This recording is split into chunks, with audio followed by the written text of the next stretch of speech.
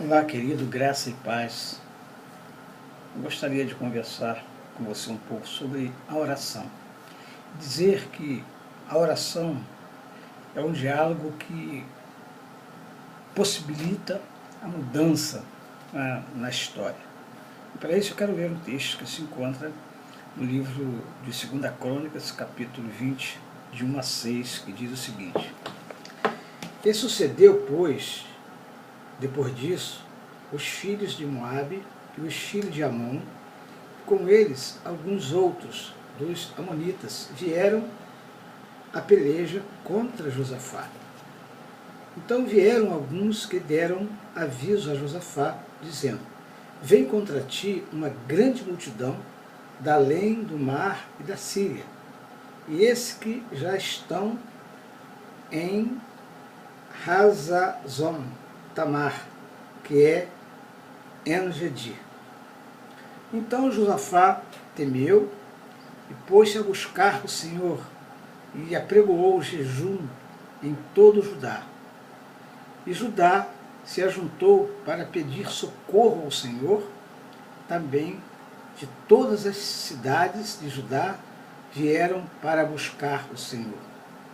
E pôs-se Josafá em pé na congregação de Judá e de Jerusalém, na casa do Senhor, diante do pátio novo, e disse: Senhor Deus de nossos pais, porventura não és tu o Deus dos céus?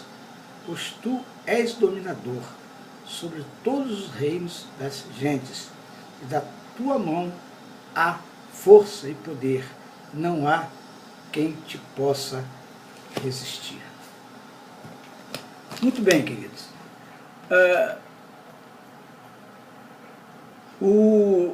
A oração é a mais clara evidência de que a história não é regida pelo determinismo inflexível, dos fatos, e o que tem de ser, será.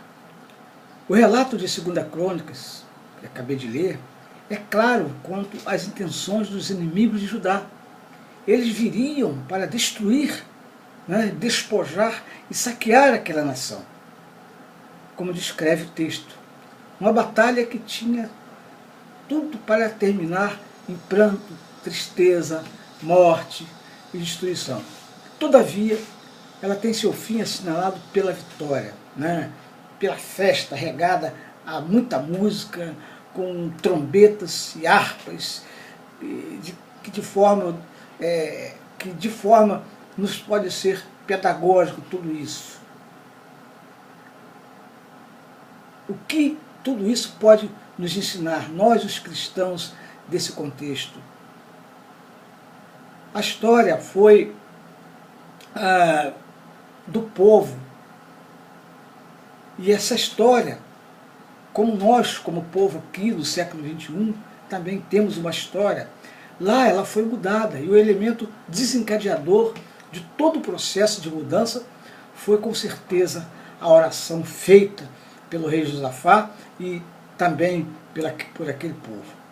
A história, irmãos, ela pode ser mudada porque ela é feita através do agir humano, fruto de uma escolha consciente e pela liberdade, e por isso mesmo pode sofrer alterações no seu curso quando Deus intervém, quando Ele entra em ação, a partir do momento em que o buscamos mediante a oração. Por isso que a oração, como eu disse no início, ela muda a história. Ela tem esse poder, como alguns dizem, de alavancar a mão de Deus. E nos dá a parecer aqui que a oração é o homem saindo de cena e dando licença, para que Deus interfira na sua própria história. Podemos afirmar que o rei Josafá acreditava na oração como sendo a forma de lidar com os seus temores, face às ameaças da vida que ele estava sofrendo naquele momento. E que a oração foi para Josafá, acima de tudo, uma forma de levar todo o seu povo a uma ação, a um movimento sinérgico espiritual impedindo assim que fosse criado entre eles qualquer pânico,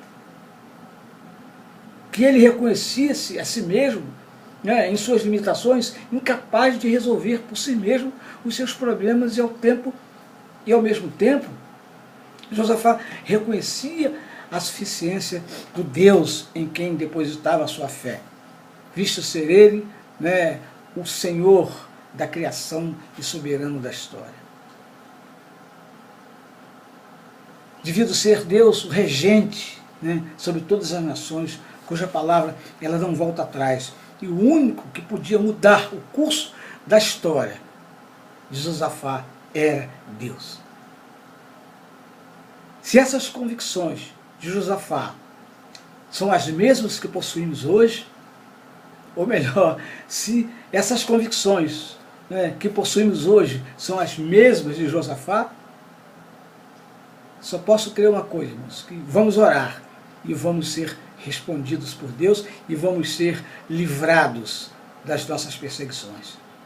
Então, se a nossa fé, e mais do que um mero assentimento intelectual, é mais do que uma confiança carnal em tempos de bonança, então quero te lançar um desafio, que você vergue os seus joelhos e ore ao Senhor, porque a vitória está certa.